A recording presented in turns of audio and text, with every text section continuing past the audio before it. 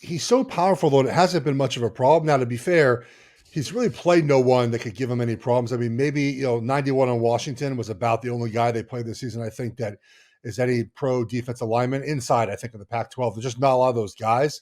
Off the top of my Mm-hmm. head, I can think of. They didn't play UCLA this year, and that defensive line was fabulous. So yeah, I can see that being a problem a little bit. Just kind of working on his bend in his hips and knees. But dude, Right. talking to a lot of people, I've watched a film on him as well. Like, there's not a lot of weaknesses. Like, there's not a Yeah. lot on film where you're like, man, he has a couple plays a game where he just sort of spazzes out and does something weird.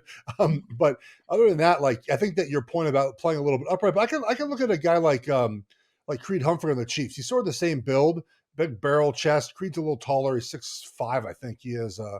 But again, it's just a leverage point. Like, how do you use your hips? How do you use your hands? The kid from Notre Dame is 6'5" and 6'8.5". John Alt, you don't see Mhm. that being a problem in his game. I don't know what's going to be JPJ. Like, I maybe some of the movement stuff I could see in zone offense being a little bit of a concern. They just didn't do that much at Oregon. When they did, it was fine. He was good at it.